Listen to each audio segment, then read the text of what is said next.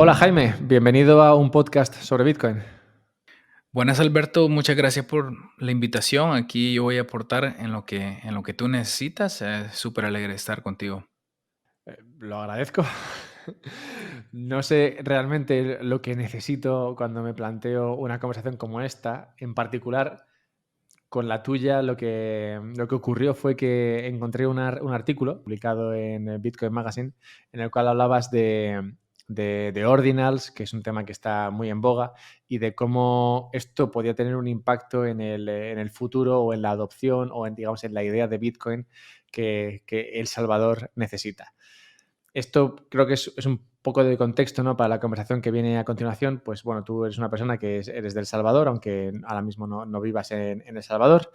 Y bueno, has escrito mucho sobre Bitcoin, sobre la situación de El Salvador, que para los bitcoiners es un poco como la Meca, ya que ha sido el primer país que ha oficialmente, ¿no?, aceptado Bitcoin como moneda de curso legal. Y no solamente esto, sino que ha tomado otra serie ha dado otra serie de pasos en, digamos, que es derivados de lo que podría ser una visión austríaca, de economía austríaca que, digamos, a los bitcoiners nos llama, nos gusta. Entonces, no ha sido simplemente, oye, hacemos Bitcoin moneda de curso legal, sino que han sido eso y otras decisiones políticas que se parecen o que siguen, digamos, la línea de lo que sería, pues eso, algo que la economía austríaca, digamos, aprobaría. Entonces, eso yo creo que convierte a El Salvador en una especie de, pues eso, de meca para los bitcoiners. De hecho, casi literalmente, pues muchos bitcoiners acaban allí. Total, que encontré ese artículo escrito por ti, no es el único, luego estuve leyendo otros y nada, pues habiendo visto eso, quería hablar contigo, pues si bien he hablado con otras personas de El Salvador en el pasado, conforme todo esto se ha ido desarrollando, tu perspectiva en particular me parecía interesante, no solo por la historia de El Salvador y lo que ha venido pasando en las últimas décadas, que creo que va a ser una parte interesante que no he tocado en el pasado, sino también por ese futuro potencial que tiene El Salvador y el papel que Bitcoin tiene dentro de este país. Así que, bueno, bienvenido y si quieres puedes contarnos un poco lo que fue, bueno, esa diáspora que se produjo en esa salida de salvadoreños de El Salvador en los últimos bueno, años 80, años 90 y que, bueno, supongo que de alguna manera dio contigo fuera de El Salvador. Sí, claro. Bueno, primeramente, El Salvador tuvo como dos olas de salida del país, ¿verdad? Entonces, y claro, en Latinoamérica siempre ha habido una como eh, línea de salida de sus ciudadanos a tierras más prósperas constantemente, pero en El Salvador se dieron dos eventos. Primero fue la guerra civil entre las fuerzas del ejército del gobierno contra las fuerzas rebeldes del Frente Farabundo Martí para la Liberación Nacional, una guerrilla izquierdista de rasgos am, socialistas, comunistas. Bueno, era una alianza realmente de un montón de grupos que tenían ideología sí, de ese tipo, ¿verdad? Incluso habían algunos grupos más moderados, socialdemócratas, ¿verdad? Entonces, pero en esos tiempos en El Salvador no se podía ser izquierdista porque, o sea, era bien turbio tener ese tipo de perspectiva, ideología, entonces, porque am, los que dominaban el país realmente eran fascistas, ¿verdad? De derecha dura, ¿verdad? Entonces, y ese era el gobierno, ¿verdad? Entonces, y aunque el gobierno llegó a un punto donde tenía un presidente, José Napoleón Duarte, del Partido Demócrata Cristiano, que supuestamente era de centro derecha o un poquito más moderado, am, la oligarquía era de izquierda, de derecha dura, los terratenientes eran de derecha dura, la asamblea legislativa era de derecha dura, entonces realmente presidente José Napoleón Duarte no tenía mucha influencia de cómo operaba el país, ¿verdad? Entonces, y eso es lo que nos llevó a una guerra, ¿verdad? Una guerra civil donde los Estados Unidos estaba apoyando abiertamente al gobierno y a las fuerzas del ejército contra la guerrilla. Entonces, incluso ellos sabían de que muchos de los actores como Monterrosa, el, el que ordenó el masacre en el Mozote, no sé si sabes de ese evento, pero un evento muy triste en la historia de El Salvador durante la Guerra Civil.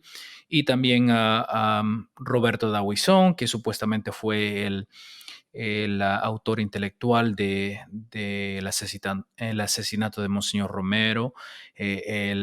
Monseñor Romero era como un líder de los pobres, ¿verdad? De la gente, arzobispo de San Salvador, católico, y él criticaba mucho al gobierno y a las fuerzas del ejército por, o sea, maltratar a los pobres y acusar a gente inocente de que estaban con la guerrilla. Entonces, mucha gente de los dos bandos huyó de El Salvador específicamente hacia los Estados Unidos, pero muchos se fueron incluso a España, a Suecia, a Italia, a Australia y a Canadá.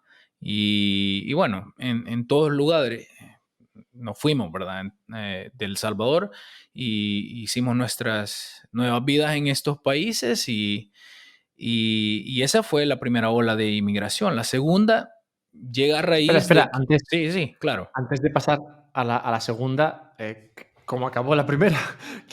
O sea, los revolucionarios, entiendo que si gobernaba, digamos, una especie de derecha, serían, digamos, más socialistas, entiendo. Pero bueno, ahora me cuentas. Y bueno, ¿cómo acabó eso? Sí, bueno, el mandato de José Napoleón Duarte terminó y las elecciones después de ese primer mandato del Partido Demócrata Cristiano en el Ejecutivo no la volvieron a ganar. El partido Arena, la Alianza Republicana Nacionalista de El Salvador, gana la próxima elección con Cristiani. Arena es un país de derecha, ¿verdad? Derecha dura. Y incluso tienen su himno, ¿verdad? Y que dicen, El Salvador será la tumba donde los rojos terminarán, ¿verdad? Entonces, Muy duro. súper anticomunistas, claro. Entonces, se les entiende. Ellos son el partido de la oligarquía, de los terratenientes, de los que siempre han tenido el poder en El Salvador.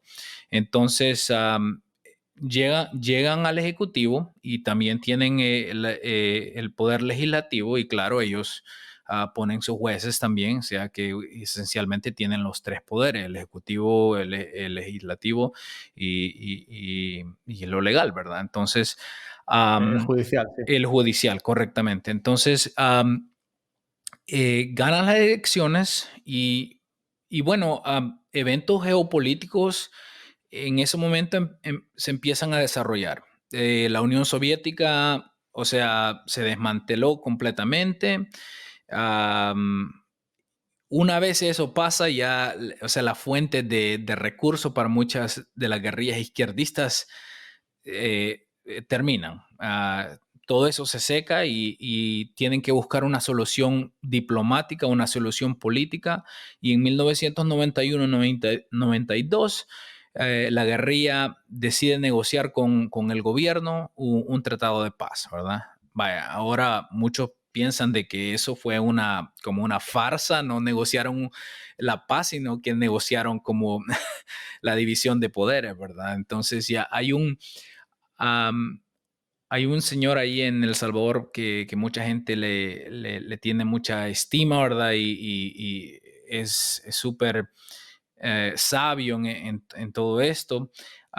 Y él, se me escapa el nombre ahorita, pero ya me voy a acordar. Y él una vez dijo, ¿verdad? De que realmente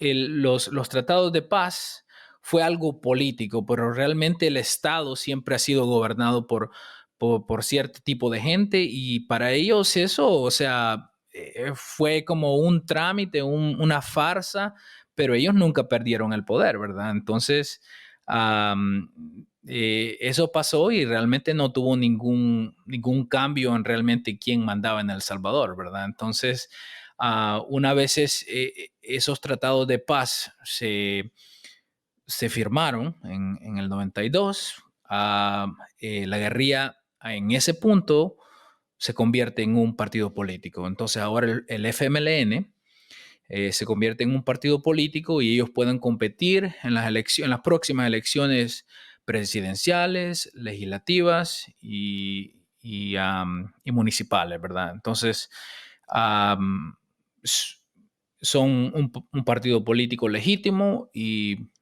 tranquilo. Ahora supuestamente tenemos la paz.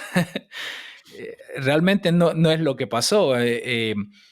Si te imaginas de que El Salvador ha estado en un estado de caos, en una guerra civil por más de 12 años, y bueno, oficialmente 12 años, porque el conflicto va más antes de eso, ¿verdad? Entonces, y realmente la guerra era como un poder económico. Eso es lo que producía mucho trabajo en El Salvador. La guerrilla tenía como empleados a campesinos que en vez de cultivar las tierras estaban peleando con armas. Al mismo tiempo el ejército también. Una vez no hay guerra, no hay razón para que tener tantos soldados. Supuestamente todos había una amnistía, todos tenían que devolver sus armas y iban a haber programas para de empleo. Nada de eso pasó porque todo ese dinero se lo robaron los burócratas y los políticos y nada de eso pasó. Entonces lo que hubo después de los tratados de paz fue un vacío completo donde la gente que supuestamente ya no iba a estar en conflicto armado, le iban a dar un trabajo, pero eso no se llevó a cabo para nada, porque no había trabajo, no había una economía, no había una industria, ¿verdad? Porque, y, o sea, si uno piensa de la teoría de la destrucción, ¿verdad? Después de una destrucción hay trabajo porque hay que reconstruir y nada de eso se dio realmente. Entonces, mucha gente quedó sin trabajo, había pobreza y eso se siguió dando. Y bueno, así es como acaba esa época de la primera ola, ¿verdad? Entonces, no sé si tienes alguna otra pregunta antes de entrar en la segunda ola. No, no, no, no, pasemos a la segunda. La segunda entiendo que es la que, digamos, ocurre hacia finales de los 90. Sí, sí, bueno, empieza casi en esa época donde termina la primera y empieza la segunda, donde, bueno, supuestamente ahora El Salvador ya está en paz, ¿verdad? Pero nosotros tenemos bastante de nuestros hermanos lejanos que están indocumentados en los Estados Unidos por años. Y bueno, muchos de los salvadoreños al llegar a los Estados Unidos llegan a áreas marginales de la ciudad de Los Ángeles, ¿verdad? Donde, o sea, las áreas donde ellos pueden alquilar una casita un poquito más barata, entonces, y llegan en una situación donde la misma gente latina los discrimina. Los mexicanos que ya estaban ahí por largo tiempo, a veces 2, 3 generaciones en Los Ángeles, ven a los salvadoreños y no los ven con una hermandad, sino que como, ¿y quién son estos, verdad? Entonces, y empiezan a oprimirlos. Y entonces, en ese entonces se desarrollan pandillas, ¿verdad?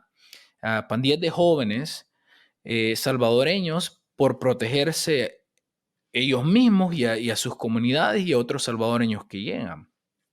Y se ponen en conflicto callejero en las calles de Los Ángeles contra bueno, contra las pandillas afroamericanas, contra las pandillas de mexicanos y empiezan su conflicto ahí, ¿verdad? Y eso se viene desarrollando por varios años, por todos los 80 y bueno, a los 90 eso empieza a madurar. Y la Mara Salvatrucha es la que sale como la pandilla mm, más famosa por ser, o sea, son famosas por ser como bárbaros con su nivel de criminalidad, ¿verdad? O sea, no perdonan, como que traen el trauma de la guerra civil y lo implementan en las calles de Los Ángeles. Y tienen una mala fama y muchos de estos jóvenes que llegan a veces como niños, a veces nacen en Los Ángeles como estadounidense, ¿verdad? De nacimiento, se convierten en criminales y los echan a la cárcel. Viene el gobierno de Bill Clinton y pasan algunas leyes que van a deportar a todos los que tienen en las cárceles, los van a deportar a sus países de orígenes. Bueno, muchos de ellos son salvadoreños, los regresan a El Salvador. Y Alberto, yo te estoy contando esto en una forma bien simple, o sea, hay una profundidad de este tema de que podríamos estar aquí un semestre completo, ¿verdad? Entonces, si dejo algunos detalles allí, tú dime, yo expando más, ¿verdad? Pero esto es No, súper superficial, ¿verdad? creo que la narrativa está quedando muy limpia y yo estoy intrigadísimo, o sea, quiero. Sí, sí, bueno, entonces llegan los salvadoreños indocumentados, muchos no tienen que ver nada con las pandillas, pero muchos sí. Llegan a El Salvador, algunos de estos jóvenes nunca han vivido en El Salvador, han nacido en los Estados Unidos, pero sí tienen que ir porque sus papás se van y ellos sí tienen como el derecho de estar en los Estados Unidos, pero como sus papás se van, se tienen que ir con ellos. Y bueno, o sea, los Estados Unidos exporta el problema de las pandillas del este de Los Ángeles a El Salvador. Y es como una perfecta tormenta porque, o sea, en El Salvador no hay trabajo, ah, hay muchas armas, porque, o sea, te tienes que recordar de que supuestamente todos iban a devolver sus armas, pero no pasó realmente. Hay muchas armas de nivel militar, ¿no? O sea, no solo son pistolas, sino que AK-47, M16, ¿verdad? Ese tipo de armamento pesado, ¿verdad? Para combatir una guerra. Llegan estos jóvenes y tienen acceso a estas armas y, o sea, no les cuesta mucho como empezar a controlar, nosotros les decimos colonias, pero son como barrios o áreas de la ciudad, ¿verdad? Entonces, y empiezan a controlar colonias y realmente a extorsionar la población. O sea, ellos no hay trabajo, no hay forma de ganarse el sustento, entonces eh, son expertos en esto y empiezan a extorsionar la población, le empiezan a cobrar renta, le dicen ellos, ¿verdad? O sea, es como un alquiler o sea, una cuota tributaria, ¿verdad?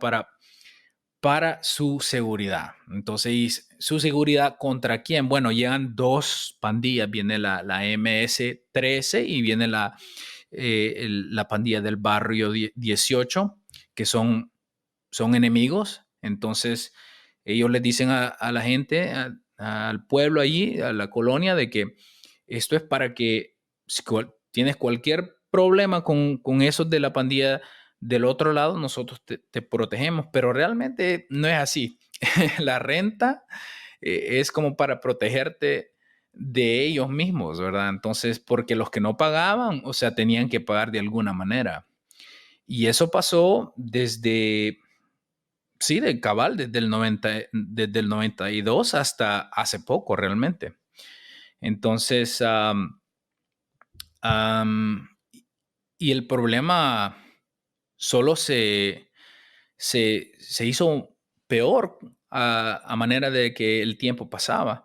Aún llegaron dos presidentes que en vez de am, tratar de resolver el problema, legitimaron el poder de las pandillas al negociar con ellos, ¿verdad? Entonces, claro, hay debate de que, bueno, todos negociaron, e incluso hay medios que dicen de que el presidente actual, Nayib Bukele, negoció con ellos y tienen evidencia y esto y lo otro, no sé, ¿verdad? Pero al tener ese tipo de poder militar, voy a decir, porque ni siquiera es un poder de extorsión criminal, sino que tienen armas, tienen la estructura social de controlar colonias completas, ¿verdad? Entonces, eh, el, llega Bukele y heredera un imperio dentro de un país, ¿verdad? Entonces, y la población estaba harta, o sea, porque am, afectó a todo salvadoreño. O sea, en lo personal a mí me afectó. Me afectó porque mis familiares fueron afectados, mis amigos fueron afectados, ah, y no creo que haya algún salvadoreño que no fue afectado de una manera directa o indirecta, ¿verdad? Mucha gente tal vez no le afectó que se le murió un pariente o que lo lastimaron, pero tal vez le estaban cobrando en su negocio, porque llegaban y le cobraban a los negocios, ¿verdad? Ahora, no quiero ser tan como antipático, pero los jóvenes a veces no tenían opciones o era am, unirse a la pandilla o morir. Entonces a veces muchos jóvenes no querían ni entrar en la pandilla, pero como no les daban opciones era o estar con ellos o morirse o se tenían que salir. Y esa es la causa de que muchos jóvenes, muchos salvadoreños decidieron irse. No, esto no es posible. O sea, aquí no se puede vivir. No se puede ni caminar de un lado de la calle al otro, porque el otro está controlado por otra pandilla, entonces hay que cobrar y si uno no es de ese lado, entonces hasta la vida le pueden sacar. Y entonces la población estaba, o sea, cansada de esa situación y la única opción era irse o quedarse y pagar o, o quedarse y que tu hijo fuera parte de la pandilla. Incluso lo que mucha gente no se cuenta, ¿verdad?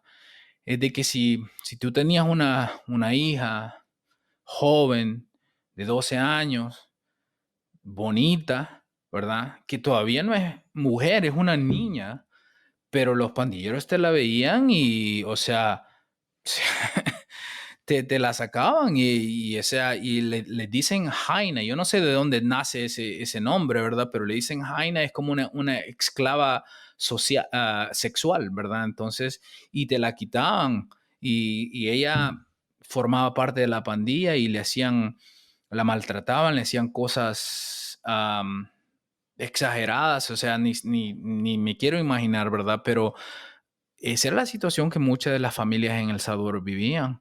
Ellos no se querían meter con nadie, entonces la única opción que tenían era o nos vamos de El Salvador o nos morimos aquí. Porque, o sea, no sé tú, Alberto, pero ¿no te daría coraje de que te lleven a tu hijo y lo forzaran? Entonces, y al protestar, o sea, ya te veían como enemigo, estabas marcado y cualquier cosa te pasaba. Peor que te quitaran una hija y le hicieran todas esas barbaridades, ¿verdad? Entonces, esa era la situación que a veces los medios tradicionales no cuentan, que los derechos humanos del salvadoreño común y corriente, nosotros les decimos el salvadoreño de pie, ¿verdad? Porque el salvadoreño humilde que va va a pie a todos lados, ni siquiera tiene los 25 centavos para subirse al bus, sino que va, entonces el salvadoreño de pie sufría todas estas cosas y era insoportable. Entonces se tenía que mudar, se tenía que ir o tenía que aguantar. Y para mucha gente se tuvo que aguantar y al tener una solución, y en este caso como cambiar de gobierno y tener a alguien que realmente le prometía a la población que iba a hacer algo por esta situación, bueno, tomaron esa apuesta, ¿verdad? Entonces, pero sí, esa fue la causa de que muchos de nosotros nos fuimos. Yo fui de la diáspora salvadoreña que se fue en la primera ola, pero muchos de mis primos se fueron en la segunda y ahora viven en los Estados Unidos o en México, Costa Rica, bueno, por todos lados. A veces me da risa a mí porque yo digo de que yo tengo más familia salvadoreña afuera de El Salvador que adentro, ¿verdad? Bueno, no voy a hacer comentarios al respecto de la historia que has contado, que es que está muy bien contada, pero es muy dura, así que prefiero, bueno, dejarlo. Creo que ha quedado claro para el que lo está escuchando. Desde esa segunda diáspora, digamos, han ocurrido varias cosas en El Salvador. Ha habido una democracia, ¿no?, en la cual había partidos que competían por estar en el poder y ha habido una dolarización, ¿no?, que se produjo a principios del año 2000. Entiendo que, bueno, la parte de la dolarización ya la ha tocado en el pasado y creo que responde a, bueno, esa situación en parte, ¿no? El hecho de que el país, ante la incapacidad de crecer económicamente, lo que hacía era imprimir dinero para tratar de salir adelante y, bueno, básicamente eso provocaba inflaciones insostenibles y al final, digamos que alguien tuvo la buena idea de decidir no tener su propio dinero y depender del dinero americano para así por lo menos quitarse la tentación, la posibilidad de imprimir dinero y empobrecer de esta manera a la sociedad. Pero al tiempo hubo ese proceso democrático que creó partidos democráticos como ese que se reconvirtió en partido y demás, y hubo elecciones. Pero hasta donde yo sé, y por favor me gustaría saber si esto es así, hasta donde yo sé había, digamos, uno o dos partidos, normalmente suele ser un bipartidismo, habría dos partidos que competían, digamos, por hacerse con el poder, y en esa situación es en la que aparece Nayib Bukele y su partido, que no era de estos dos partidos principales y aún así logró, digamos, hacerse con el poder. Y recientemente, comento esto porque recientemente he visto una noticia en la cual esos dos partidos que controlaban, digamos, el escenario político, lo que podría ser en España, por ejemplo, el PP y el PSOE, por Ujú, ejemplo, que son los que suelen manejarse, digamos, o distribuirse, digamos, el poder, pues esos dos partidos decidían unirse contra ujú. el partido de Nayib Bukele que estaba ahora mismo en el poder. Entonces, no sé si lo he descrito correctamente, pero me gustaría escucharlo en cualquier caso de tus palabras. Sí, sí, brevemente. ¿Qué tan escandaloso fuera si el Partido Popular y el Partido Socialista se unieran en España? Buah, sería inconcebible. O sea, ahora mismo sería Sí. inconcebible. Bueno, esa es la Sí, o sea, situación sería que una cosa. De hecho, ha habido situaciones, momentos políticos en los cuales se ha visto posible la idea de que se juntasen para una cosa concreta. Y aún así, para esa cosa concreta no ha sido posible. O sea, es algo que, mm, que a todas luces yo creo que a cualquier persona se le antoja totalmente imposible. O sea, es más fácil que, de hecho ha ocurrido recientemente, ¿no?, que un partido como, bueno, da igual, ¿no? Uno de ellos se alíe con un tercer partido, a ujú. pesar de ese partido haber hecho cosas, digamos, muy cuestionables en el pasado, pues es más probable que ese partido se alíe con uno muy cuestionable a aliarse con el otro partido principal, digamos, o Sí, del escenario político. sí. Bueno, ahora lo están negando los dos. De repente era posible y ahora están diciendo no, no es posible, ¿verdad? Pero porque es como que como que lanzaron un globo de, ¿cómo es esa frase? Un globo sonda. Ajá, sí, ¿verdad? Para ver qué decía la gente y Sí. ya vieron que el feedback, o sea, la respuesta no fue tan como apetitosa, ¿verdad? Entonces ya se están retractando un poquito, ¿verdad? Entonces, pero no es por o sea, por el choque de ideología, más que porque como que le están haciendo burla. ¿Ustedes creen que si se unen van a ganar? No, es ilógico. O sea, de todos modos van a perder, corran por sí mismos, ¿verdad? Porque, pero bueno, o sea, voy a retrocederme un poquito. Yo creo de que a lo primero que dijiste, ¿verdad? La dolarización de El Salvador, am, yo creo de que fue como una bendición en disfraz, ¿verdad? O sea, o es una bendición escondida, ¿verdad? Porque sí, nos quitaron la habilidad de como manipular nuestra política monetaria, ¿verdad? Entonces, y no imprimir más dinero, ¿verdad? Entonces, y eso fue que eh, creo que fue algo positivo, ¿verdad? Lo negativo es de que perdimos nuestra soberanía en términos de nuestro propio dinero, ¿verdad? Pero al mismo tiempo, o sea, ese es uno de los retos por lo que, ya entrando un poquito más al Bitcoin, es porque la adopción no se acelera, porque el dólar es, aún con todo lo que tiene de su debilidad, ¿verdad? Entonces sigue siendo la moneda fiat más potente en el mundo, ¿verdad? Vaya, parquemos eso ahorita porque vamos a ver cómo nace nuevas ideas, que es el partido de Nayib Bukele. Breve pausa antes de seguir con esta historia que, francamente, para mí fue apasionante. Breve pausa ahora, porque teniendo en cuenta, pues eso, el nivel de emoción y de pasión que hay detrás de esto que está describiendo Jaime, me hace, digamos, la entradilla perfecta para hablar de los sponsors del canal. Seguro que quieres seguir escuchando este podcast, pero déjame si quieres un par de minutos para hablarte de las maneras en las cuales puedes ayudar a que este podcast siga funcionando en la manera en la que te gusta o en la que te gustaría que funcionase. El primero es Bitbox. Bitbox es un monedero que te permite almacenar Bitcoin de manera sencilla, rápida y segura. Ya está, o sea, realmente no tiene mucha más historia. Lo que pasa es que hay muchos monederos, todos son bastante buenos, todos, en mi opinión, son probablemente, bueno, es que todos es complicado, ¿no? Pero que una mayoría seguro que son mejores que tener tu Bitcoin en las manos de un tercero, ¿no? Como podría ser una bolsa. Pero en particular Bitbox me gusta porque es muy sencillo, porque tiene una buena historia también detrás que habla de su, no sé cómo decirlo, su dedicación a Bitcoin y a los valores de Bitcoin que muchos compartimos, seguramente algunas cosas no, pero en general digamos que Bitbox me ofrece pues eso, esa tranquilidad, no solo en lo técnico, en lo fiable de sus dispositivos, sino también pues me parece una empresa que no va cambiando de idea rápidamente y eso creo que da tranquilidad. Así que me gusta la Bitbox y no solamente es un dispositivo para guardar tu Bitcoin, sino que también la misma empresa vende otra serie de utensilios, digamos, para ayudarte a mantener tu Bitcoin de manera segura y ser soberano de esta.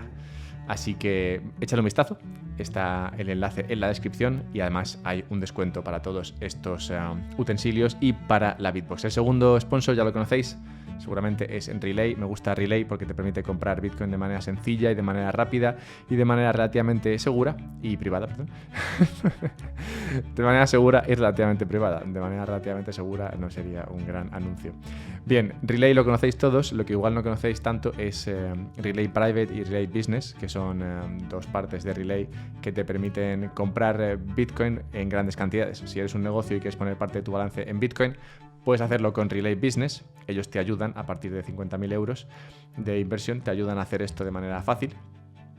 y te siguen en todo el proceso. Y Relay Private, si tienes más de 100.000 euros que quieras invertir en Bitcoin, también puedes usarlo y de nuevo pues se estiran más, digamos. Es más barato en comisiones y tienes una persona dedicada que te ayuda en el proceso. Así que Relay Private, Relay Business y Relay para pobres, que es lo que recomiendo para todos aquellos como yo que no tenemos dinero, pero bueno, aún así queremos comprar un poquito de Bitcoin de vez en cuando. Entonces, Bitbox y Relay. Y habiendo dicho esto, sigamos con la historia de El Salvador y cómo llegó Bukele al poder. Primero, él fue parte del FMLN, del partido de izquierda, los socialistas. A- a- Él empezó con una compañía de mercadeo, una compañía de promoción. Incluso él estaba yendo a la universidad para ser abogado. Como que o sea, no se siente como lleno, ¿verdad? De lo que está haciendo y se dedica a su empresa. Y su empresa empieza para promover a candidatos del FMLN, porque él reconoce, ustedes no tienen como la sabiduría de mercadeo para realmente promoverse al votante, al que lo va a elegir.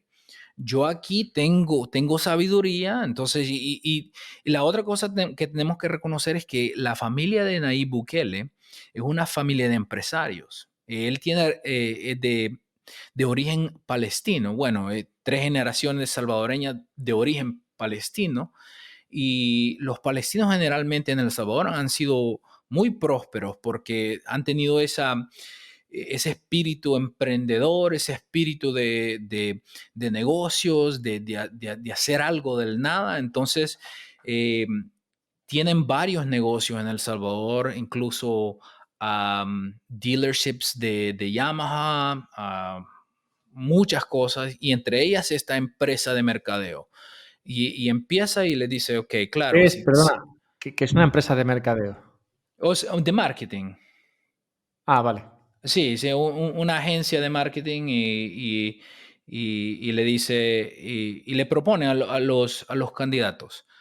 Ok, si quieren elegirse, nosotros les vamos a hacer sus promociones, nosotros los vamos a ubicar bien, los vamos los vamos a como lanzar, les vamos a escribir su campaña y ayudarles a que los elijan, ¿verdad? Entonces, y tiene mucho éxito. Y una vez los eligen, su empresa empieza a ganar más negocio porque, o sea, los otros candidatos que no fueron elegidos ven el potencial que tiene, ven o sea, bueno, que han estado en las montañas, en la guerrilla, eh, disparando balazos todo, por más de 12 años, ¿verdad? Entonces, no tienen esa sabiduría de cómo poder ubicarse frente al votante. Entonces, lo contratan, tiene mucho éxito ahí y de ahí le proponen lanzarse como alcalde del pueblo donde vive. Un pueblo muy particular porque, o sea, es una urbanización súper nueva donde hay muchos ricos, hay mucha gente de pisto, pero también hay muchos pobres. Entonces, él se lanza, su papá le dice que no quiere que entre la política, pero él le dice a su papá, sí papá, pero esto está en mi corazón, yo me voy a lanzar y gana. Con la bandera del FMLN. Era lo imposible porque lanzarse en ese municipio, en esa ciudad, era imposible porque había mucha gente de pisto, mucha gente de dinero, mucha gente con mucha afluencia y que controlaba muchos negocios y generalmente el que estaba del lado de los negocios, del capitalismo, de los mercados libres, no iba a votar por un partido socialista, nunca. Y gana. Y entonces ese es su primer reto y gana como un jovencito, ¿verdad? O sea, las críticas es que no tenía experiencia y esto y lo otro, pero gana y tranquilo. El municipio cambia. bastante, o sea, lo saca para arriba. La gente que ya tenía y estaba viviendo bien, se mantiene y ve las mejorías. Ve que la gente que no vive bien ahorita, su estándar de vivir crece y eso le ayuda a toda la comunidad. Hace programa social donde hay canchas de fútbol, canchas de básquetbol, hay programas de arte, una librería, una biblioteca. A los más pobres les da una canasta básica, para que, o sea, puedan sobrevivir y puedan entrar ahí, tener una mejor vida en el municipio. Y bueno, pronto le empiezan a preguntar, bueno, ¿y cómo es que puedes hacer todas estas cosas? Eh, y él le dice, bueno, es que primero no estoy cobrando sueldo, porque yo estoy en una situación que afortunadamente no tengo necesidad del sueldo que me cobran. Pero eso no es nada, o sea, el sueldo mío no aporta para nada, pero bueno, ahora ya lo vamos a usar para mejorar el municipio. Pero les dice, cuando no se roba del presupuesto, se alcanza para todo. Y ese fue el eslogan, ese fue como el mensaje que empezó a distribuir en la gente. Cuando no se roba, alcanza.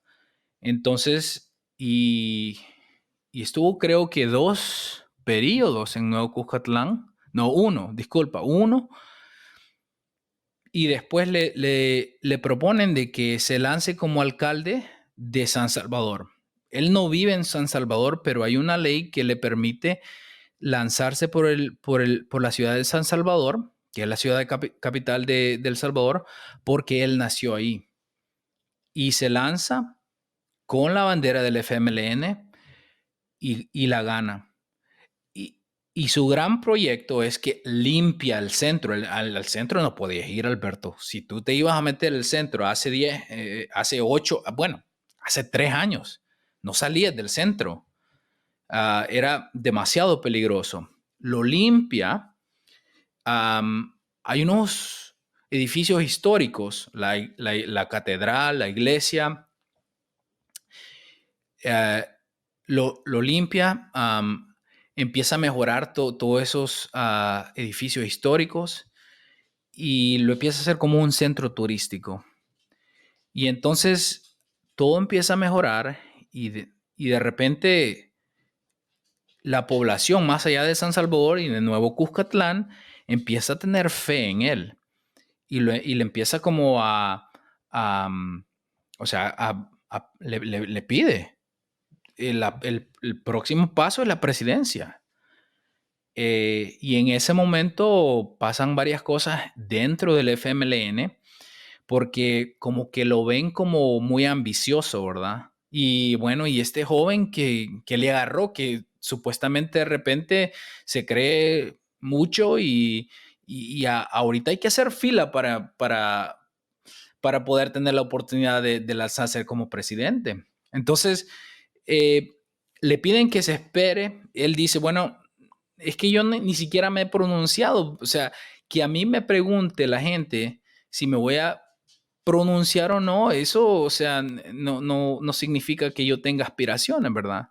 En ese momento, el, los líderes del FMLN como que empiezan a sentir de que el pueblo está preguntando por él, pero como presidente, pero ellos tienen otros planes y empiezan como a desprestigiarlo un poquito, ¿verdad?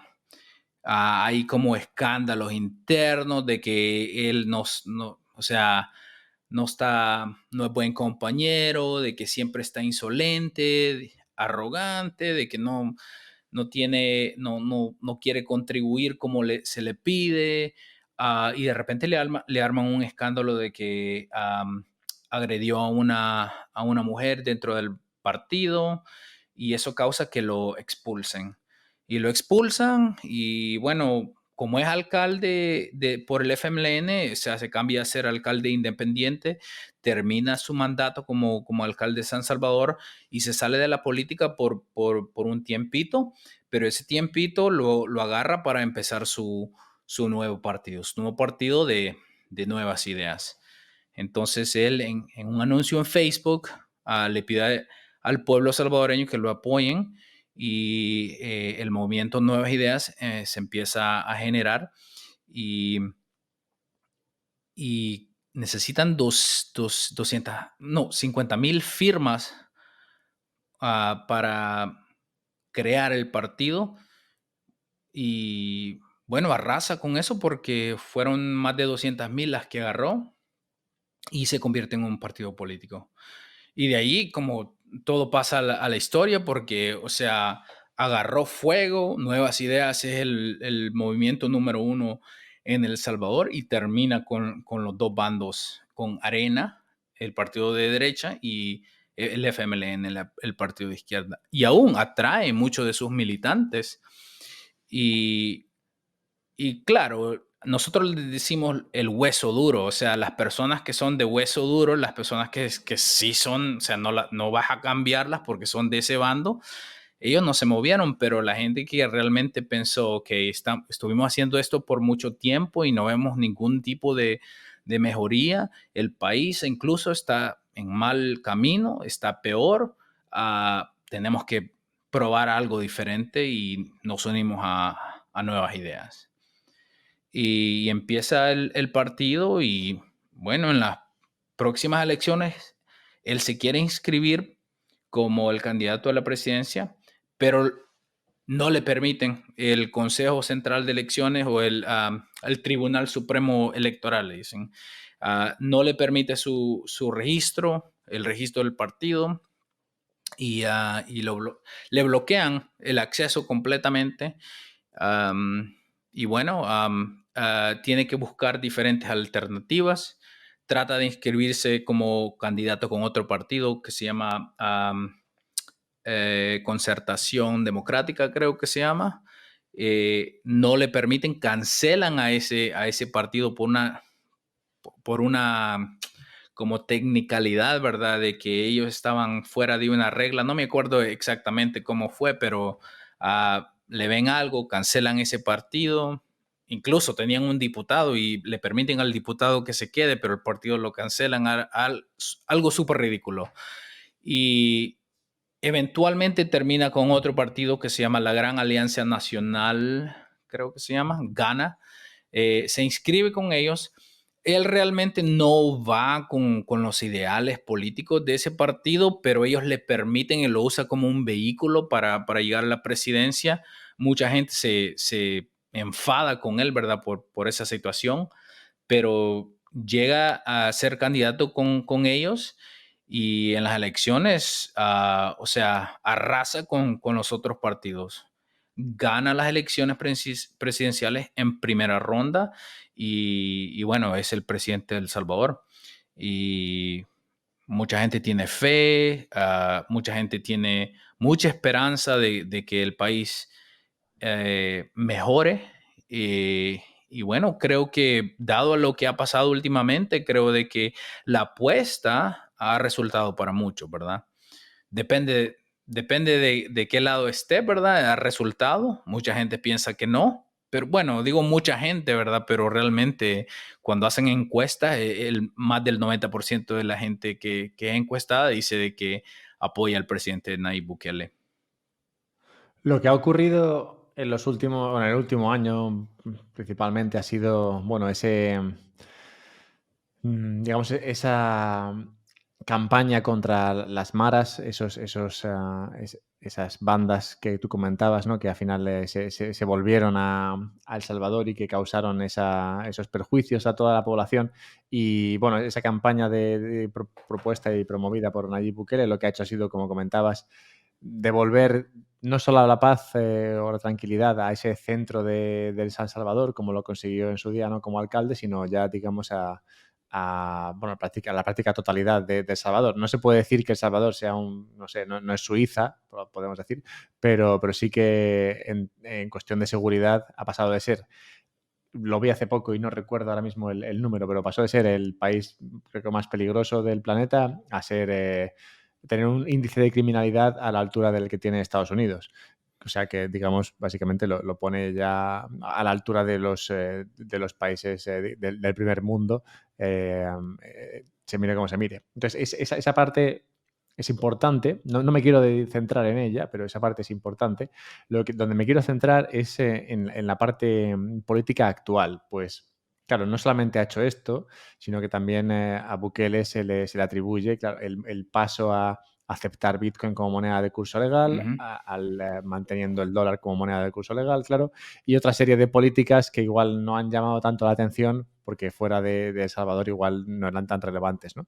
Pero bueno, esas dos políticas creo que son importantes y todo esto ahora mismo se encuentra, no digo bajo tela de juicio, pero sí que, en mi opinión, se encuentra en riesgo, al menos, ¿no? Porque, claro, El Salvador como país democrático tiene elecciones y creo que las siguientes, no sé si son en 2024 o algo así, y en ese momento se sí. podría producir un cambio. Ese cambio podría traer un nuevo partido político, unas nuevas, un nuevo gobierno que tome decisiones contrarias a las que se han tomado hasta ahora o incluso que se echen para atrás muchas de las decisiones que se han tomado hasta el Ujú. momento. Entonces, ¿cómo está esta situación política ahora y tú qué crees que va a hacer Bukele el próximo año?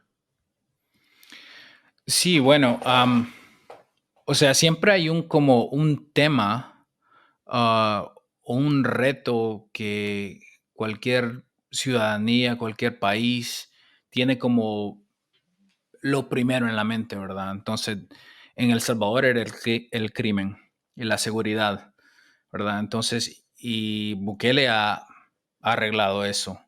Entonces, él dijo que lo iba a arreglar, lo arregló, entonces es lógico de que va a tener un gran apoyo. Si no lo hubiera arreglado, entonces fuera diferente la cosa, pero como lo ha arreglado, y, y, y Alberto, yo te voy a decir lo siguiente, de que como salvadoreño, yo he ido antes de Bukele y durante Bukele y la situación es diferente. Se siente el cambio. Yo, ¿cómo iba a salir con mi esposa y mis niñas a caminar por la colonia en la noche? Nunca, y lo hemos hecho. O sea, lo hemos hecho tranquilamente y, o sea, no hay nada, no hay nada. Am, entonces, y eso es lo que la ciudadanía siente, ¿verdad? Eso es lo que el país siente.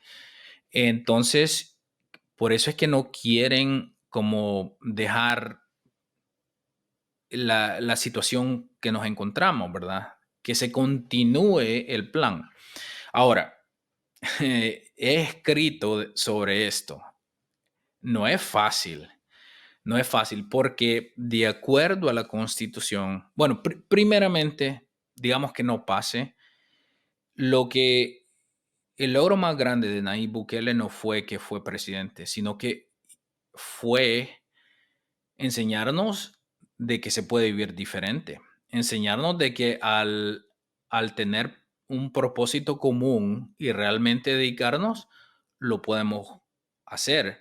Y eso es lo que pasa con el movimiento de nuevas ideas. Mucha gente cree que es el vehículo para hacerlo. Y dentro del movimiento de nuevas ideas hay mucho talento. Lo que ha pasado no se consigue por una sola persona. Hay mucho talento al nivel burocrático como al nivel político, ¿verdad? Entonces, todas estas cosas no pasan de casualidad si no hay un tipo de, o sea, habilidad, como se le dice, competencia, ¿verdad? Entonces, hay mucha gente que tiene habilidad, sabe cómo hacerlo, y eso es lo que ha pasado. Entonces, digamos de que no pase, no se registre. Ahí hay como 5 personas que yo te puedo decir que están listas para continuar el proyecto y tienen una claridad de qué es lo que se tiene que conseguir para, para, para alcanzar ese propósito. Claro, dentro de la dinámica de un movimiento, de una organización, de un plan, o sea, esta gente no están compitiendo para que su nombre sobresalga, porque puede ser malinterpretado, ¿verdad? De que hay conflicto interno, competencia interna para ser líder. Y eso es una de las cosas que se ha descubierto, creo yo, dentro de ese movimiento, es de que son bien disciplinados de esa manera. De que no hay, o sea, hay que, pero talento no es escaso. Entonces, yo no me preocupo por eso. Pero sí me preocupo por lo siguiente, porque el camino para que Nayib Bukele consiga un segundo mandato, un segundo término, no es fácil. No es nada fácil. Primero, porque la Constitución siempre ha sido interpretada de que hay solo un mandato, el primero. 5 años y ya estuvo.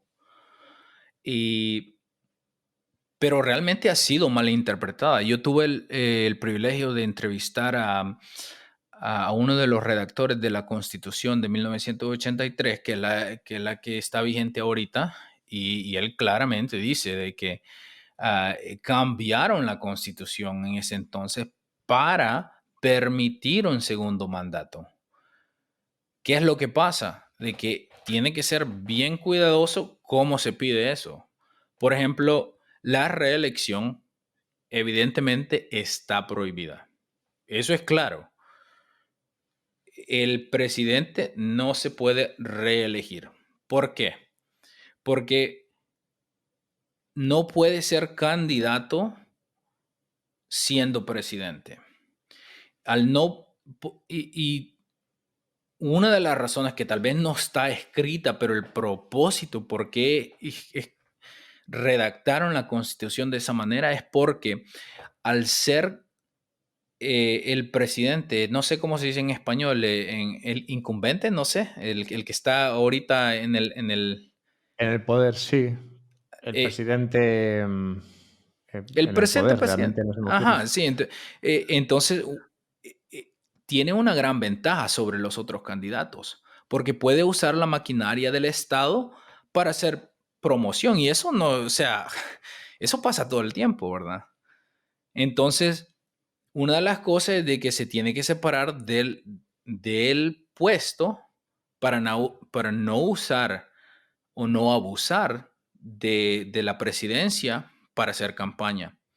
Porque cualquier cosa puede decir, aún puedes dar un bono de $300 5 días antes de que vayan a votar, cualquier cosa, ¿verdad? Y eso pasa en todos lados. Pasa a Sí, menudo, pasa en España. exacto. Entonces, se tiene que separar, pero la separación es algo difícil, ¿verdad? Entonces, la Corte Suprema tiene un como subcomité que se llama la Sala Constitucional.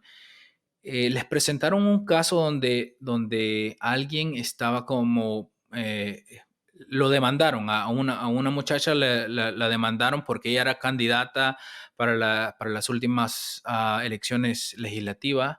La demandaron porque percibieron de que ella estaba haciendo campaña para reelegir el presidente. Eh, la Corte Suprema, o sea, este subcomité, la Sala de lo Constitucional, vio ese caso. eh, bueno, brevemente dijeron, no, esto es una tontería. Primero, la expresión libre del ciudadano, o sea, ellos pueden expresar como sus aspiraciones, sus sentimientos, y eso no es hacer propaganda para reelegir al presidente. Se pueden expresar libremente de lo que quieren y eso no es, o sea, si hacemos eso, entonces estamos quitando la expresión libre del ciudadano.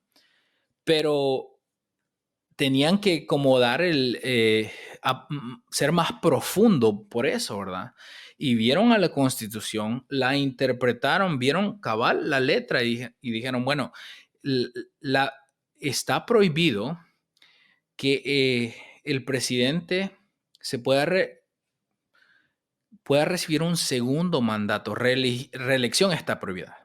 Entonces, pero depende de un criterio. Por ejemplo, si el candidato ha sido presidente en el periodo inmediato anterior, no puede ser candidato. Entonces, el periodo presente, el periodo actual, no es el periodo inmediato anterior, sino que el periodo inmediato anterior es el que ha pasado. Entonces, el periodo presente es el presente. Entonces, al Nayib Bukele no ser presidente en el periodo inmediato anterior, tiene el derecho de ser candidato, pero no como presidente. Ahora, él no puede renunciar al cargo, ni siquiera puede pedir permiso para renunciar al cargo. Él tiene que presentar el deseo del pueblo a la asamblea y la asamblea le tiene que dar el permiso y lo tiene que exonerar, ¿verdad? Le tiene que dar la libertad de separarse del cargo para ser un ciudadano común y corriente y ser candidato, ¿verdad? Y entonces, solo entonces puede registrarse como candidato para un segundo periodo. Entonces ahí está como los detalles, ¿verdad? Mucha gente Sí, piensa, bueno, esta es manipulación de las letras para permitirle, ¿verdad? Pero realmente la letra es la letra y así es como la Corte Suprema lo ha interpretado, ¿verdad? Si no estamos de acuerdo, ya eso es algo diferente, pero la razón la han dado. sí, bueno, pasa algo parecido con, bueno, me viene a la mente, es un mal caso, ahora no está muy, digamos que no es un, no es un ejemplo que se valore muy positivamente ahora mismo, pero me viene a la mente el caso de Putin en, no sé qué año fue, 2008, 10. En su momento, ahora creo que lo ha cambiado, ¿no? Pero en su momento su mandato acabó y constitucionalmente no podía presentarse a las elecciones. Y entonces lo que ocurrió fue que ganó, digamos, su segundo y estuvo funcionando como presidente durante el periodo que fuese y entonces volvió a haber elecciones y ahí sí que se presentó Putin y volvió a ganar.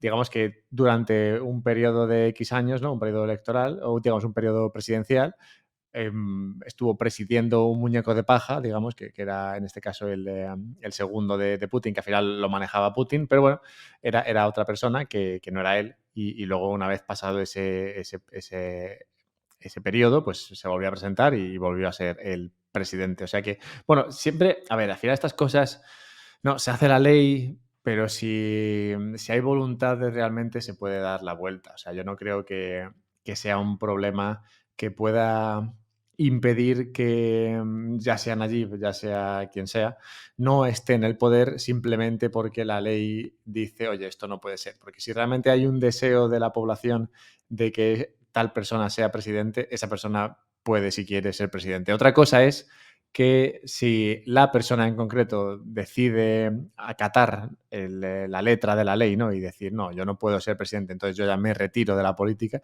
bueno, pues en ese caso no, ¿no? Pero si las dos partes quieren, es mi punto, yo creo que esto es posible. Dicho esto, yo no tengo, claro, no soy de El Salvador, tengo cero participación allí, pero yo sí que soy muy fan de los dictadores benevolentes, o sea que no tengo ningún problema en que alguien como Nayib Bukele sea presidente vitalicio, si hace falta, de su país. Si haciendo eso consigue traer el bienestar a su sociedad, a mí no me parece que la democracia en ese punto aporte nada.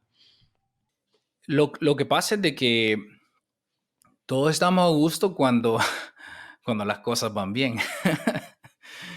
O sea, vamos a tener diferente opinión si las cosas no van bien, ¿verdad? Entonces, y si digamos que un segundo periodo a Nayib Bukele le sale bien, bueno, la misma Corte Suprema dijo de que un tercer periodo es imposible. Lo dijeron en al dar su decisión. Entonces, le han cerrado la puerta completamente, ¿verdad? Entonces, pero si el pueblo lo pide, o sea, ¿qué es lo que pasa entonces, verdad? Entonces, am, la otra cosa es de que mm, esto no está del todo fácil todavía, porque el Tribunal Supremo de Elección, ellos todavía tienen que permitir su inscripción al ser candidato. Y eso no ha pasado.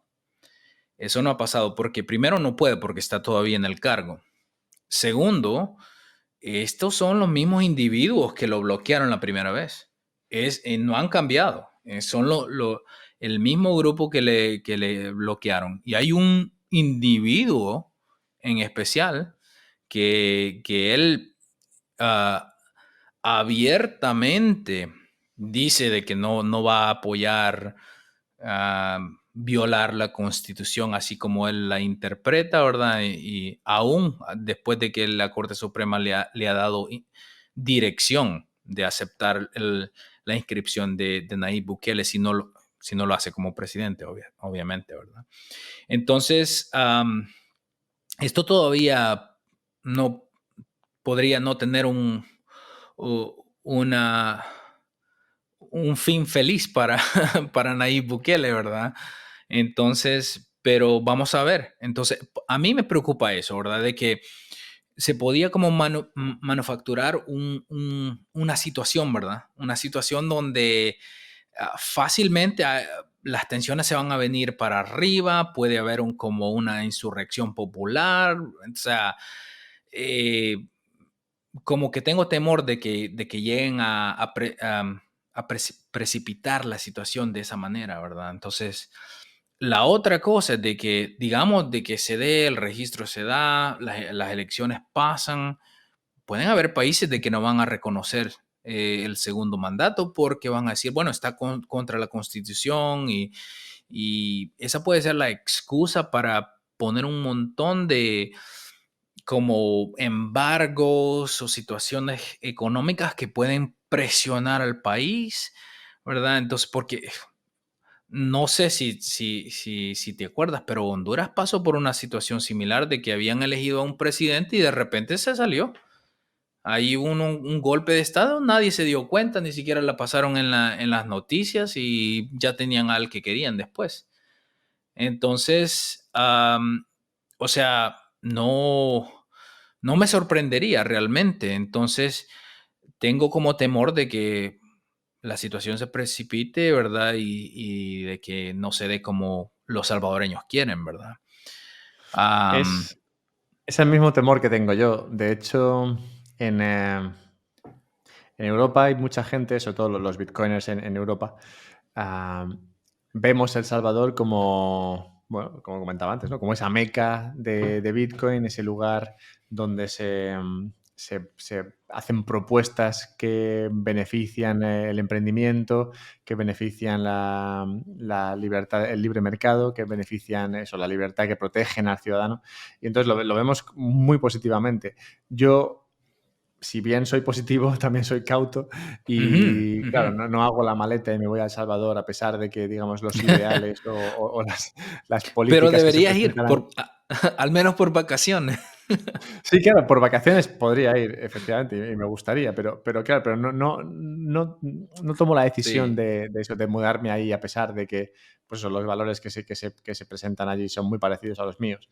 Y no lo hago simplemente porque yo creo que esas cosas requieren un tiempo y aún hay o cierto riesgo, ¿no? De que algo se produzca que lo que haga es que se cambie todo, ¿no? Que, digamos, no están Ujú. sentadas las bases para que esos cambios que se han producido en los últimos 3 años, 4 años, sean realmente cambios que se vayan a mantener en el tiempo. Bien podría pasar que, como tú dices, se diese toda la vuelta, porque el siguiente mandato no sea uno parecido a lo que se ha venido haciendo, en los últimos 5 años. Vamos a ver. O sea, tenemos ya menos de un año. Las elecciones van a ser, creo que al principio de febrero del 2024. La campaña, bueno, va a empezar ya. Nayib Bukele tiene que am, separarse del poder 6 meses antes de que empiece el, el segundo, el próximo periodo, que sería en junio del 2024. O sea, de que estamos a 6 meses de que eso pase. Creo que nos pone en noviembre. Entonces, noviembre va a ser, creo que el 1 de noviembre, no, tal vez al fin de noviembre van a ser unos días bien claves para El Salvador, porque vamos a ver qué es lo que realmente pasa. Qué es lo que pasa si la Asamblea Legislativa lo exonora, que no es un permiso que se tiene que pedir, sino que es algo especial, ¿verdad? Para que él se pueda lanzar, se pueda separar de la presidencia. Entonces, vamos a ver, no sé qué es lo que va a pasar, pero van a ser días claves en noviembre para ver cómo es lo que pasa. Bueno, por noviembre y diciembre igual deberíamos charlar otra vez, pero Sí. hay otro aspecto notable, digamos, o a destacar de la presidencia de Nayib en El Salvador, que es, como comentábamos, la adopción de Bitcoin. Ujú, Y si bien la parte de la lucha contra las maras me parece que es algo que si viniese otro gobernante yo creo que podría dejar como está, porque la parte difícil digamos que ya está hecha, o sea, en este caso Bukele ya ha puesto la cara, ¿no? Para decir, oye, mira, ujú, voy a tomar esta postura y es la de cero crimen, con las repercusiones que esto pueda tener y digamos que él ya digamos que se ha comido el marrón, ¿no? Como diríamos en España, de ujú, tomar estas decisiones que pueden sonar muy arbitrarias en países democráticos y seguros, pero que, como comentas, en El Salvador pues son decisiones que son buenas, digamos, para la mayoría de la población. Entonces, bueno, digamos que habiendo hecho eso ya, me cuesta ver que una persona que viniese después, un gobernante que viniese después, quisiera darle la vuelta a esto, hacer leyes más laxas a este respecto. Me cuesta verlo. O sea, podría pasar, pero me cuesta verlo porque digamos que lo difícil ya está hecho y no tiene sentido, ujú. ¿no? Rechazar ese bienestar. Pero la parte de Bitcoin, digamos que me parece más arriesgada porque Bitcoin, si bien ha tenido un gran impacto, ese impacto lo ha tenido más bien de puertas hacia afuera. O sea, ha sido más de cara a los bitcoiners que estamos fuera Sí. de El Salvador que hemos visto, hostias, pues esto es muy interesante, no sé qué. Pero de puertas hacia adentro, no sé qué impacto ha tenido esto y sí que me parece que sería algo más, digamos, estaría más en el alambre en el caso de que Ujú. hubiese un cambio de gobierno. ¿Tú qué opinas?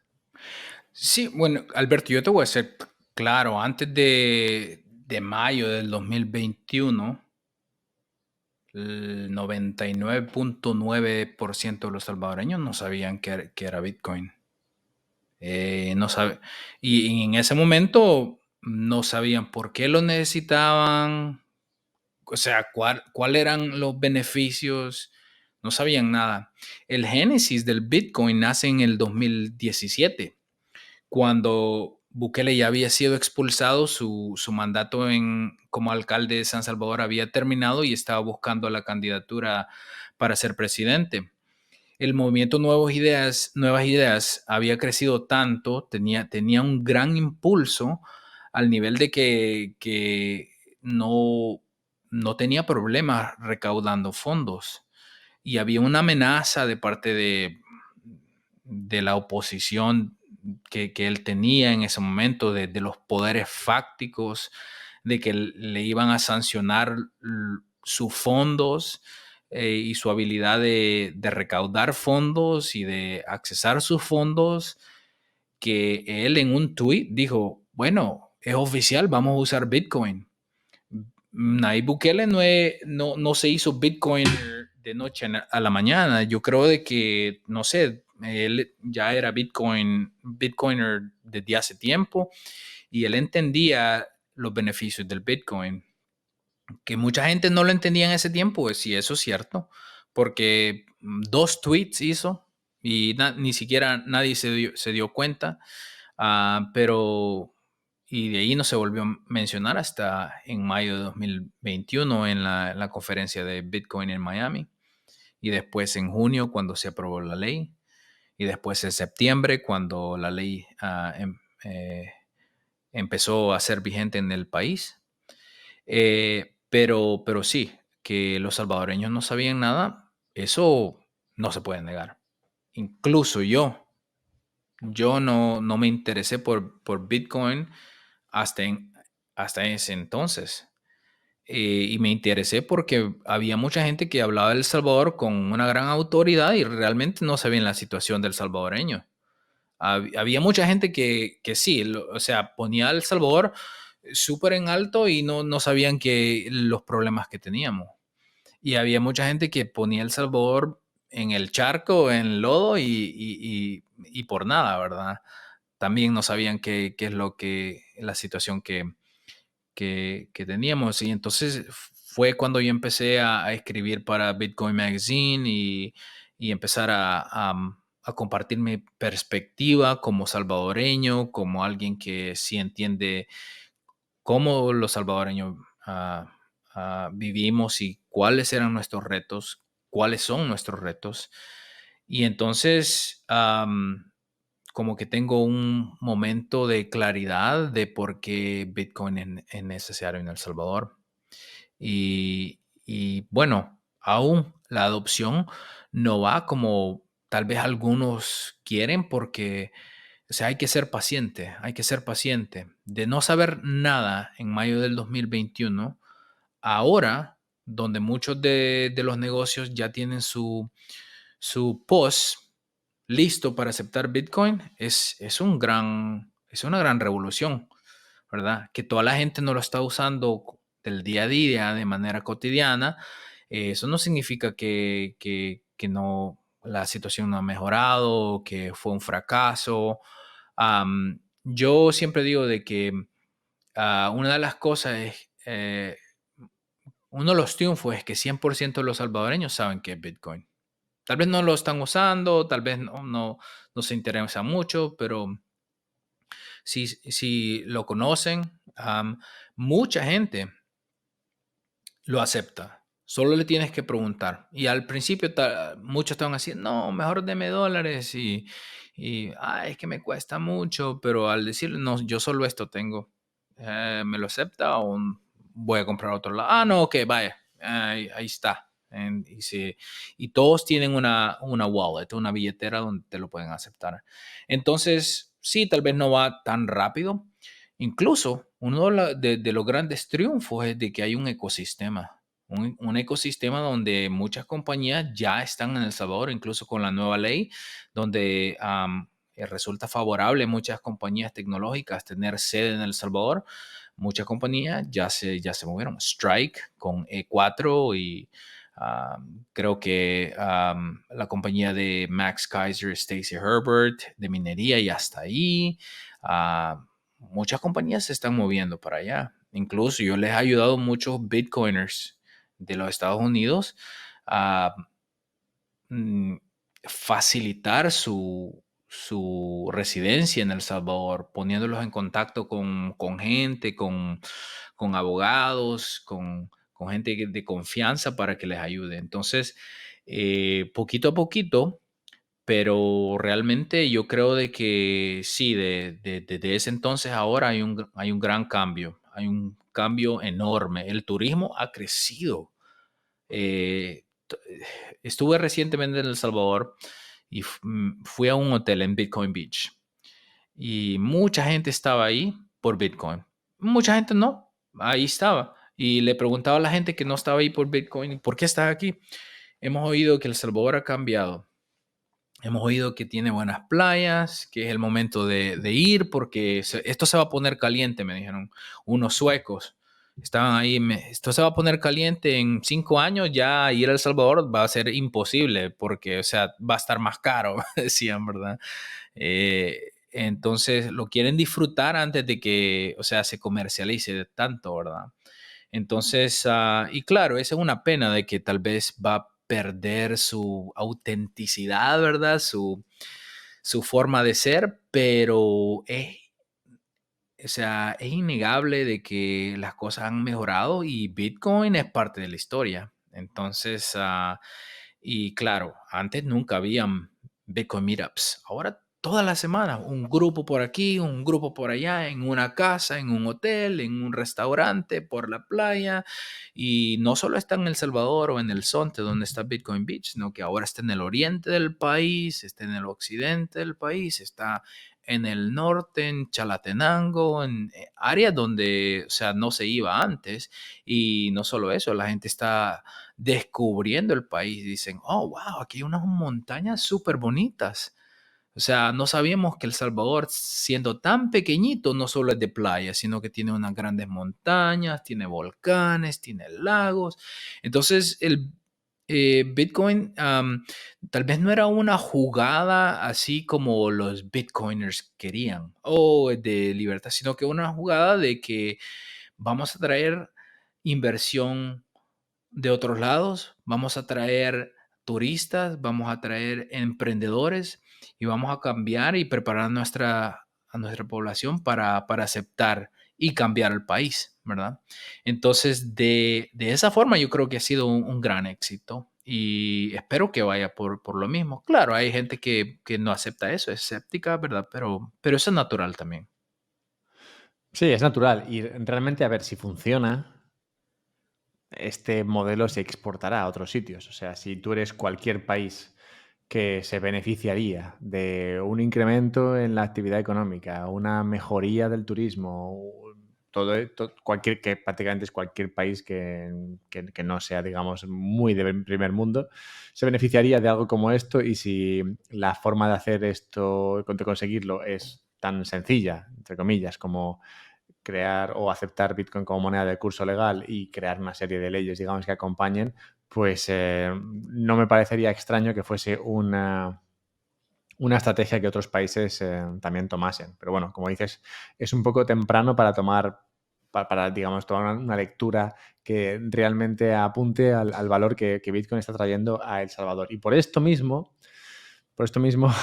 ya cerrando el círculo, quería preguntarte por ese último artículo. Ese último Sí. artículo que has publicado en el cual hablas del impacto potencialmente negativo que algo como Ordinals, que ya he tocado varias veces en el Ujú. podcast, puede tener para la visión o la utilidad de algo como Bitcoin en El Salvador.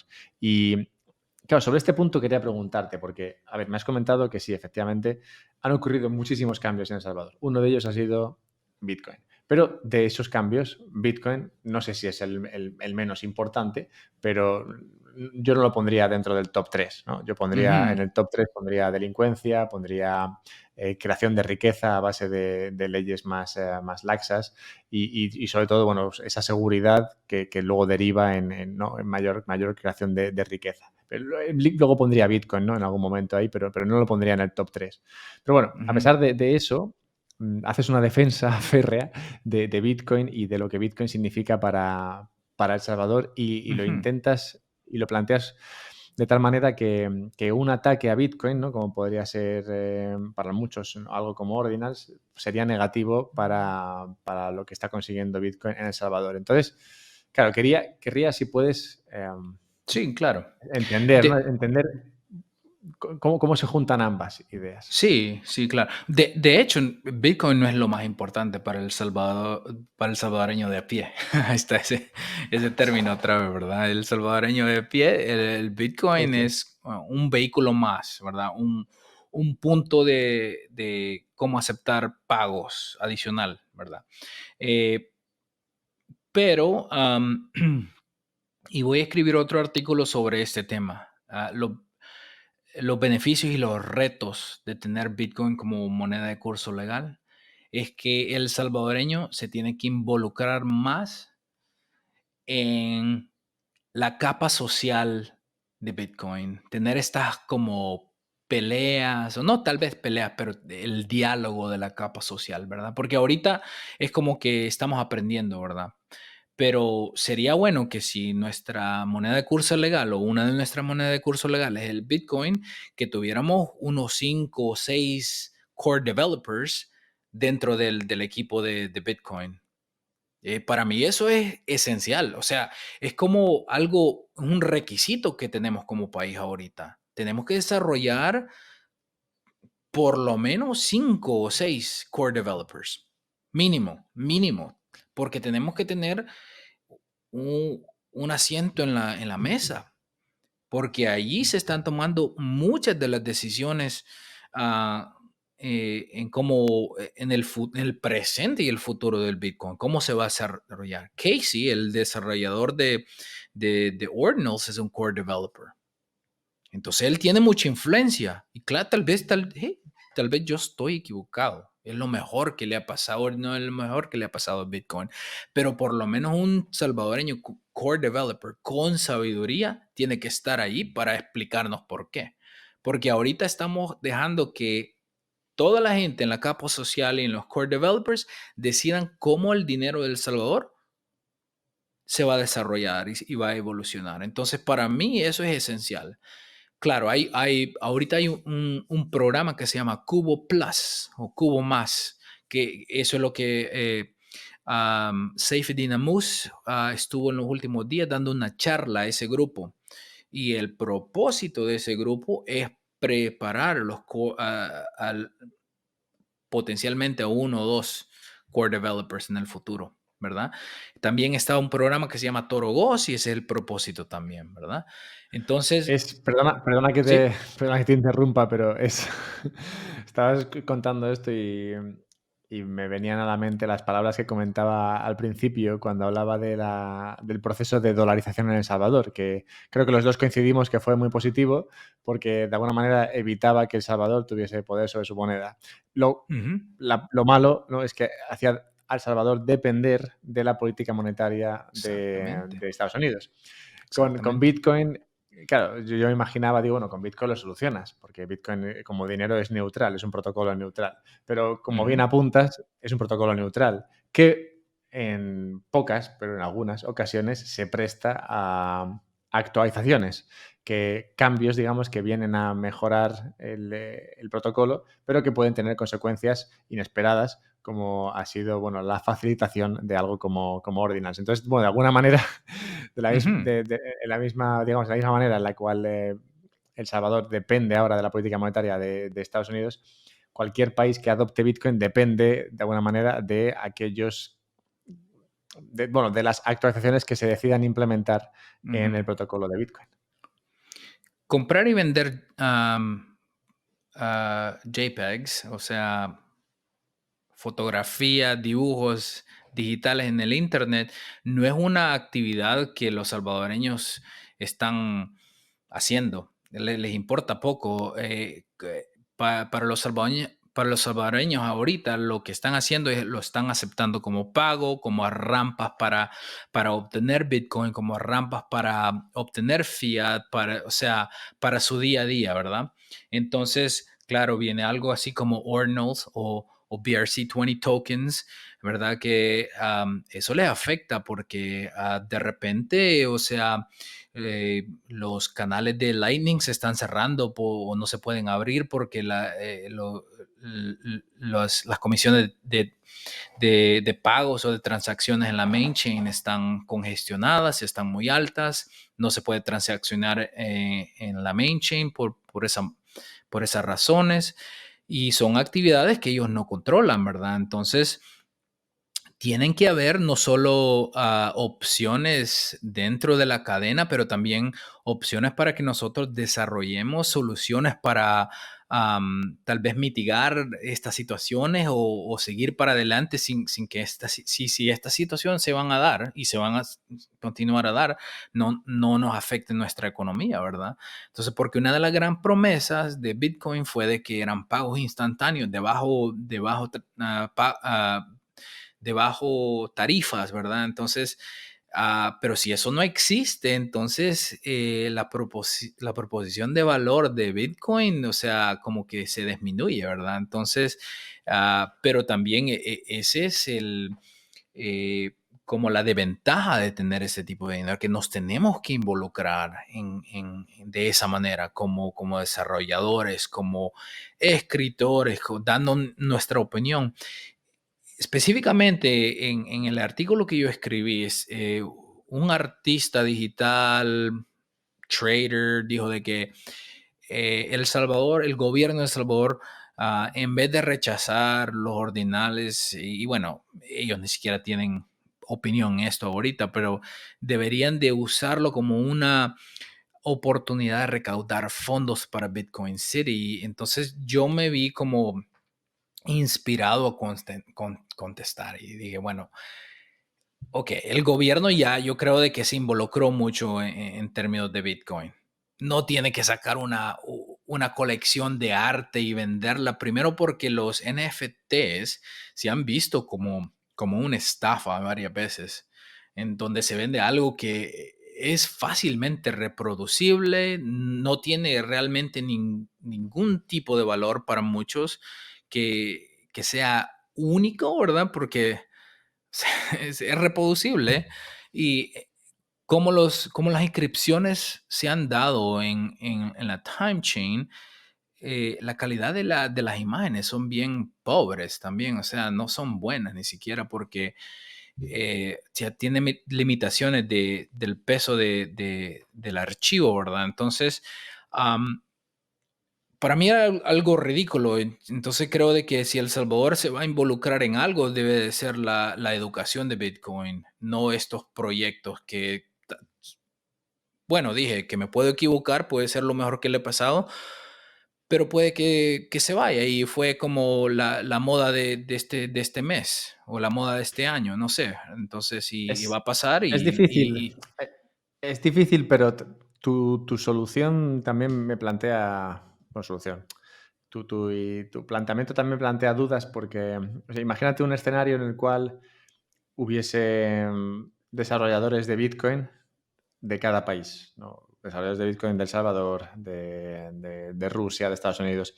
Cada uno de ellos tendrá una idea de lo que Bitcoin necesita y de lo que claro. Bitcoin necesita ser, ¿no? Y, Ujú. por ejemplo, se me antoja que si en El Salvador, por ejemplo, no sé, en cualquier país, deciden que, oye, operar en la red de Bitcoin, ¿no? Volviendo a 2017, operar en la red de Bitcoin es muy caro, necesitamos bloques más grandes para que sea más barato. Entonces, esto a mí se me antoja que tiene más riesgos que ventajas, ¿no? Entonces, yo realmente soy más, Ujú. bueno, y también, de nuevo, es una opinión particular, ¿no? Yo soy más partidario de que el código se osifique, en el sentido de que no cambie Ujú. y Estamos que, cerca, y no, creo, claro, y que se busquen soluciones sobre el código en core, la ¿no? O capa sea, 2, 3. eso es, o sea, esto es lo que hay. Vale, pues sobre esto que hay, ¿qué podemos hacer para que esto sea más escalable? Si no se puede hacer más Ujú. escalable, bueno, pues simplemente será otra cosa que se usará de esta manera y habrá que hacer, pues eso, un dinero respaldado en esto, pero que no esté conectado realmente, ¿no? Entonces, digamos que al final se encuentran soluciones si tiene valor lo que es la capa base. Lo malo es, o el peligro es que la capa base pierda valor porque Sí, cualquiera tenga la capacidad de cambiarla. Y eso sí. para mí es el principal riesgo. Pero bueno, de nuevo, son opiniones que, a ver, habría que No. haber aceptado Taproot, ¿no? Pues sí, ¿no? Al final yo tengo un nodo y acepté Taproot. No, Sí, no, yo no. también. Ahí tengo JPEGs en mi nodo. Claro, por eso son cosas que, claro, o sea, yo lo que veo es que, por ejemplo, ese es un buen ejemplo, ¿no? Lo de Taproot. Nadie, yo creo que ni, bueno, sí, nadie. La gente que lo hizo y leyendo, ¿no? Ya a posteriori, pues sí que planteaba que esto podía pasar. No, Ujú. no decían, oye, esto va a pasar, pero sí decían, esto puede pasar, ¿no? Entonces, una vez que una Sí. cosa puede pasar, pues bueno, no es extraño que pase, ¿no? Si hay incentivos para que ocurra. Pero la gran mayoría de personas no pensaban que esto pudiese pasar. Entonces les ha Ujú. venido un poco como por sorpresa de anda, pero Bitcoin, ¿se puede hacer esto en Bitcoin? Sí, Y claro, y por eso cuanto más cambios hagas, más probable es que nuevas cosas acaben ocurriendo que no esperabas. Y no se puede sí, pretender, o sea, es la idea, ¿no? Pero es difícil pretender que la gente que corre un nodo tenga una idea al nivel de una idea tan avanzada como la que puede tener el desarrollador de Bitcoin sí. Core, ¿no? O sea, No, yo no soy capaz de entender no, cuando yo veo una tampoco. actualización de entender lo que implica eso. O sea, lo veo en mi Sí, nodo, oye, vamos a cambiar esto. Y yo, pues, ok, no parece nada raro ni grave, ok. Pero claro, es imposible saber para mí el impacto que eso puede tener. sí, y bueno, al final no quiero dar la impresión de que, por ejemplo, no estoy en contra de las mejoras del protocolo, o sea, Yo los estoy un poco en mercados contra. libres, porque esencialmente, o sea, la gente va a usar Bitcoin como le conviene, ¿verdad? Entonces, hubo un podcast de muchos de los arquitectos de Ordinals y dijeron, bueno, es que yo me considero un maximalista, o sea, en términos de que para mí Bitcoin eh, tiene beneficios que son imposibles alcanzar con otros protocolos.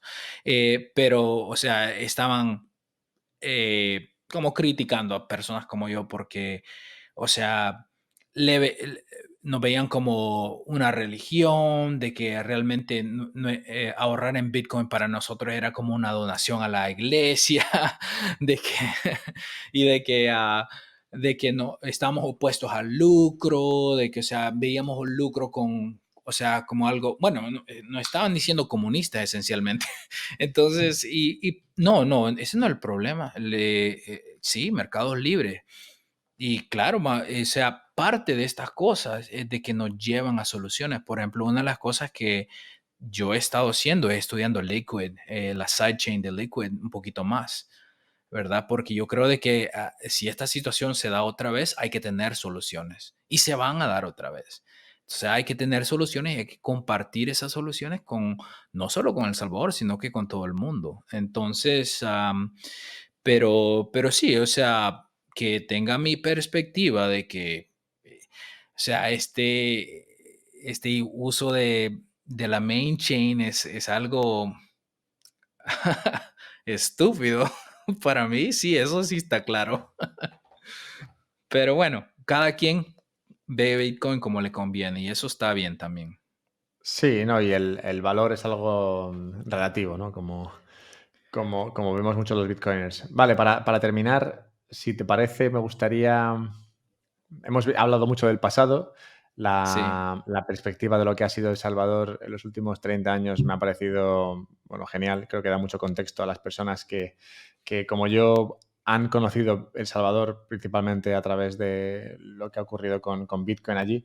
Pues para Ujú. terminar, te quería preguntar cómo ves Bitcoin en los próximos 5 años, digamos, y cómo ves El Salvador en los próximos 5 años. Bueno, primero Bitcoin. Yo creo de que sí, vamos a tener mucha gente que va a empezar a poner más atención a Bitcoin, especialmente porque si nos enfocamos en los ciclos y pensamos que viene otra corrida de toros, o sea, entonces ahí es donde mucha gente empieza a poner atención a Bitcoin, ¿verdad? Em, y ya estamos cerca, supuestamente, antes de la próxima halving, ¿verdad? Eh, entonces, una vez teniendo El Salvador y muchas otras comunidades circulares en todo el mundo, yo creo de que los nuevos usuarios de Bitcoin van a empezar a ver un valor, van a empezar a entender un poquito más sobre el protocolo. La otra cosa es que tal vez no se enfoca mucho en El Salvador, pero yo creo de que uno de los eventos más importantes que tenemos que tener poner un poquito de atención es si Bitcoin es adoptado en un nivel moderado, ni siquiera tiene que ser fuerte en Indonesia y en países islámicos, porque yo creo de que esas culturas son culturas donde ellos valoran los ahorros y si empiezan a ahorrar en Bitcoin en vez de oro o a plata, entonces yo creo de que va a ser un impacto tremendo. Indonesia en particular, creo, porque hicieron un anuncio, hay un gobernador de un estado grande en Indonesia hizo un anuncio en la conferencia en Miami. Yo creo que hay que poner atención, creo que va a ser un impacto masivo si se da, ¿verdad? Entonces, pero sí, yo creo de que yo no le pongo atención al precio. Para mí, Bitcoin, eh, mi atracción al Bitcoin es que es dinero soberano, es dinero que es tuyo, te da la libertad, ¿verdad?, de transactar en cualquier lado relativamente rápido y sin intermediarios. Y puede ser de persona a persona, ¿verdad? Y puede ser, no todo tiempo, pero puede ser privado y en algunas ocasiones anónimo. Am, en términos de El Salvador, yo creo de que espero que siga mejorando. Si vas a El Salvador ahorita, vas a ver construcción por todos lados. El país está creciendo, está como en una época de auge, ¿verdad? Entonces, espero que siga, espero que podamos manejar la prosperidad que viene, ¿verdad? O en la que estamos y que llegue a los más necesitados. Porque si este proyecto en 5 años no ha mejorado las condiciones de los más pobres, la situación por la que la guerra civil, porque las maras, porque un montón de los problemas que El Salvador tiene, si esa situación no mejora, van a resurgir esa inquietud otra vez. Entonces, Bitcoin y lo que está haciendo el gobierno tiene que mejorar la situación por la gente. Yo creo que la seguridad es el primer paso.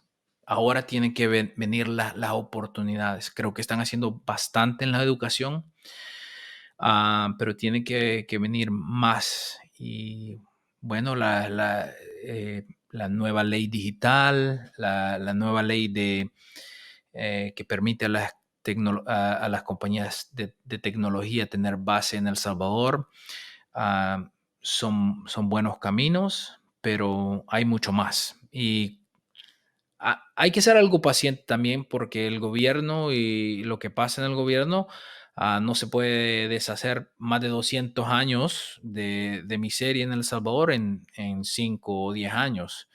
Pero también creo que tenemos que ser un poquito más crítico y demandar un poquito más del presidente y de los diputados y de los alcaldes, porque yo creo de que ha habido una cultura de corrupción que se ha ah, marcado bien en la forma de hacer política y de gobernar en El Salvador. Y creo que hay que sacarla, hay que deshacerse de eso para realmente progresar. No, no voy a poder evitarlo, pero para terminar, bueno, voy a llevarte la contraria otra vez, ¿vale? Pero Sí, porque no puedo evitarlo. claro. Pero no por esto quiero dar la impresión de que no me esté encantando esta charla y tus Sí, opiniones. Al sí. revés, me hacen pensar en algunas cosas y en concreto esto que has dicho ahora de que las cosas van despacio y que hay que pedir más. Sí, totalmente de acuerdo en que las cosas van despacio, sí, pero me parece que es necesario. En cuanto a que las cosas se puede hacer más y la parte de la corrupción, sí, ahí también estoy de acuerdo porque, bueno, como comentabas, el eslogan de si no se roba, hay dinero, me parece que es cojonudo, ojalá se aplicase más. Sí. Y, y muestra realmente que sí, efectivamente si tú no robas, hay mucho más dinero. Eso es claro, y ahí también estoy contigo. Pero una cosa que me gusta mucho desde El Salvador no es lo de Bitcoin. O sea, yo me he hecho salvadoreño, o fan de El Salvador, no tanto por lo de Bitcoin, que como se ha visto yo creo a lo largo de la charla, me parece importante, interesante, potencialmente muy positivo para el país, pero en el momento presente no me parece tan importante. Lo que sí que me parece importante son esas políticas, ¿no?, que comentas, ¿no? Las de reducir la delincuencia, las de incentivar la creación de riqueza. Ujú. Y, estas dos cosas, que es básicamente proteger la propiedad privada y beneficiar e incentivar el libre mercado y la creación de riqueza, esto por narices, o sea, no veo un escenario en el cual esto no conlleve más riqueza para todo el mundo. Claro que seguirá habiendo desigualdad, pero la desigualdad no es un problema. O sea, siempre habrá gente Ujú. que sea pobre y siempre habrá gente que sea Sí. rica, más que nada porque no hay gente rica si no hay gente pobre y no hay gente pobre si no hay gente rica. Ujú. Pero si hay gente con más riqueza en El Salvador, aunque sean extranjeros incluso, ¿no? Que han decidido, Ujú. no, mira, El Salvador está muy bien, voy a ir allí porque se puede estar con mi dinero, se puede vivir muy bien allí. Aunque sea ese el caso, la mayor riqueza que acuda a El Salvador sacará ya a la gente despacio, pero la sacará de situaciones de pobreza en las cuales se pueda encontrar ahora. Y Ujú. ese foco en conseguir riqueza siempre funciona. Lo malo, por decir algo, es que funciona despacio. Y lo malo es Sí. que lo malo es que no se puede vender como hace el socialismo, ¿no? Venderlo en el Ujú. sentido de, no, lo que voy a hacer es dar dinero a todos los pobres. Eso no saca a nadie de la pobreza. Eso lo que hace es Exacto, que los exacto. pobres tengan un rato de dinero y se lo pasen bien, Sí, pero luego les devuelve de nuevo a la pobreza. O sea que yo creo que exacto. los pasos que ha tomado Nayib y quien sea que esté en el poder con él tomando estas decisiones, me parece que son muy buenos y eso es lo que más me Ujú. gusta de El Salvador, que es una especie de experimento de economía austríaca en la Ujú. medida de lo posible dentro de lo que encontramos hoy en muchas, bueno, prácticamente la totalidad de las democracias. Y eso es lo que más me gusta. Sí, sí, sí, bueno, yo creo de que coincidimos, porque para mí es importante tener oportunidad, o sea, como igualdad de oportunidad, no igualdad de resultados, ¿verdad? Y Nayib Bukele ha dicho esto. Le dio una charla a unos niños y le dijo, yo lo que estoy haciendo aquí es que le estoy dando las herramientas para que ustedes tengan igualdad de oportunidad, no igualdad de resultado. Ya eso depende de ustedes. Los resultados es tu responsabilidad como individuo, no es del gobierno. Nosotros les vamos a dar la educación, así como manda la Constitución, pero de ahí para allá los resultados son tuyos. Y eso es lo esencial. Lo que está pasando o lo que había pasado por los últimos gobiernos es de que no se le daba la igualdad de oportunidad a todo ciudadano salvadoreño y espero que eso llegue. Pero yo creo de que estamos en la misma página en eso, Alberto. Yo creo que sí coincidimos en eso mucho, mucho. Así es que Es precioso escuchar eso de un presidente. En el podcast último que publiqué, hablo de la democracia y del valor que tiene Bitcoin para la democracia, ujú, porque, bueno, ahora en España hay dentro de poco, bueno, cuando se publique este podcast ya se habrán producido las elecciones municipales y regionales. No son generales, pero digamos que ya apuntan a lo que va a pasar en las generales que ocurrirán dentro de 6 meses, creo. Y, ujú. y estuve estudiándome un poco los programas electorales. En esos programas electorales, en esas promesas de los diferentes partidos que optan al poder, no había por ningún sitio eso de igualdad de oportunidades ni nada de eso. Todos lo que ofrecen es igualdad, lo que ofrecen es Sí. tranquilos que el Estado cuidará de ti. Y eso Ujú. no va a ningún sitio y acaba siempre defraudando y llevando a la gente a la pobreza, donde seguro que el Estado nunca defrauda. Ahí sí que siempre Exacto. te lleva.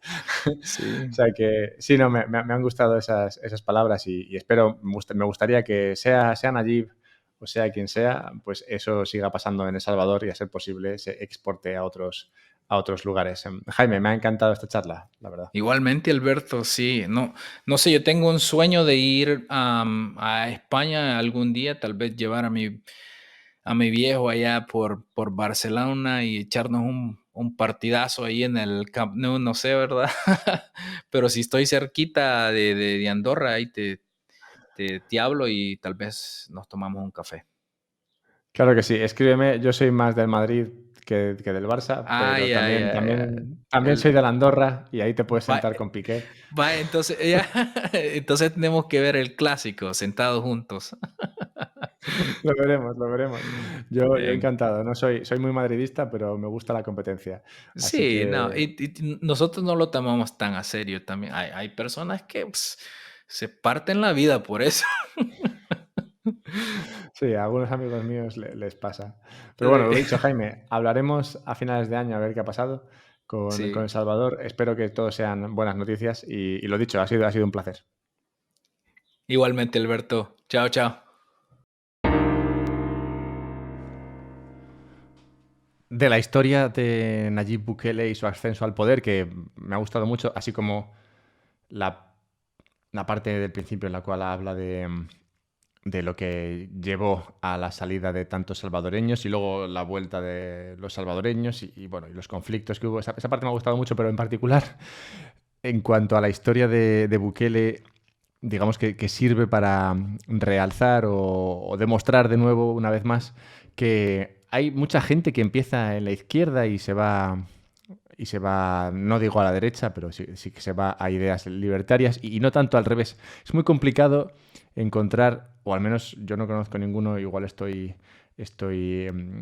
siendo parcial aquí, me gustaría si alguien tiene algún caso. Me gustaría saber si hay casos de personas que empiezan en el sitio libertario o libre económico y de libre mercado y que se cambian al lado socialista, controlador, centralizado. No conozco, igual que tampoco conozco casos de personas que pasan de ser shitcoiners a ser bitcoiners y vuelven luego a ser shitcoiners, ¿no? Tampoco conozco casos de gente que empieza siendo bitcoiner y luego se hace shitcoiner. O sea, conozco gente que es bitcoiner y tiene shitcoins, ¿vale? Pero eso no les convierte, para mí al menos, en shitcoiners, porque bueno, también tendrán euros y dólares y eso no les convierte en shitcoiners. O sea, me hace gracia que hay muchos casos, Thomas Sowell, me viene a la mente, que es uno de mis favoritos, pero bueno, seguro que hay muchos otros. El otro día escuché de uno más, no me acuerdo. Hay muchos casos de personas que empiezan a la izquierda y se van a la derecha, mal llamada derecha. Realmente no quiero decir derecha, porque muchas veces la derecha y la izquierda económicamente se parecen mucho. Hablo más bien de la libertad, ¿no? Empiezan a la izquierda y se van hacia la libertad, pero no conozco casos de empezar a la libertad e irse hacia la izquierda. Igual que, como digo, tampoco conozco casos de empezar en el shitcoinismo e irte hacia Bitcoin. O sea, sí que conozco casos de eso, pero no de lo contrario, ¿no? De empezar en Bitcoin e irte hacia el shitcoinismo. Y creo que esto dice algo de las personas. Yo creo que las personas tienden hacia la virtud y una vez que la alcanzan se sienten virtuosos y es más complicado salirte de ahí, ¿no? Porque el incentivo a mantenerte virtuoso es claro, ¿no? Porque en la virtud se vive mejor, como todo el mundo sabe. Entonces, una vez que estás en el punto bueno, es difícil salir. Y claro, lo difícil es averiguar cuál es el punto bueno, ¿no? Dónde está, digamos, lo virtuoso. Y la única manera de averiguarlo es observando. Si tú observas que las personas van a un sitio y de ahí no salen, pues puedes imaginar que es algo virtuoso o que, no sé, es un tipo de drogadicción. También puede ser. Pero sí, no sé, si hubiese una serie de caminos en la vida y tú los pudieses observar todos y acabasen en diferentes lugares, supongo que te inspiraría confianza aquellos caminos que acaban en sitios donde la gente quiere estar y no ver a gente haciendo el camino de vuelta, ¿no? Que van a un sitio y se dan la vuelta y los ves volver como con cara de, vaya, pues no era lo que yo esperaba, ¿no? Si ves un camino que lleva a un lugar del cual no vuelve nadie, pues eso, o bien es que han muerto todos allí o bien es que están muy, muy a gusto donde han llegado. Entonces, en este caso creo que es lo segundo. Y es la única manera de elegir un camino bueno, digamos, a base de ensayo-error o a ser posible el ensayo-error de los demás. Bueno, que me ha gustado mucho esa parte y espero que a ti también. Esta conversación sobre El Salvador, para mí al menos ha sido diferente y la he disfrutado mucho, así que habrá que ver qué más conversaciones de este tipo podemos sacar. Si te ha gustado, como siempre, dímelo en Twitter, @alberto_mera. Puedes ayudarme a que siga escarbando personajes interesantes con los que hablar. Puedes ayudarme a través de Patreon, patreon.com/un podcast sobre Bitcoin. Puedes ayudarme a través de una aplicación como Fountain que te permite escuchar podcasts y enviar sats y recibir sats para todos. Y puedes, como te decía al principio, ayudarme comprando bitboxes a mansalva, cosa que está muy bien, teniendo en cuenta últimamente lo que ha pasado con Ledger y otras cuestiones que hablan de lo importante de la seguridad de tu Bitcoin. Y también si quieres comprar Bitcoin, hacerlo a través de Relay me ayuda. Así que encontrarás enlaces a ambos servicios productos en la descripción del podcast, así como a Jaime y su Twitter por si quieres seguirle. Pues nada, hala, un abrazo.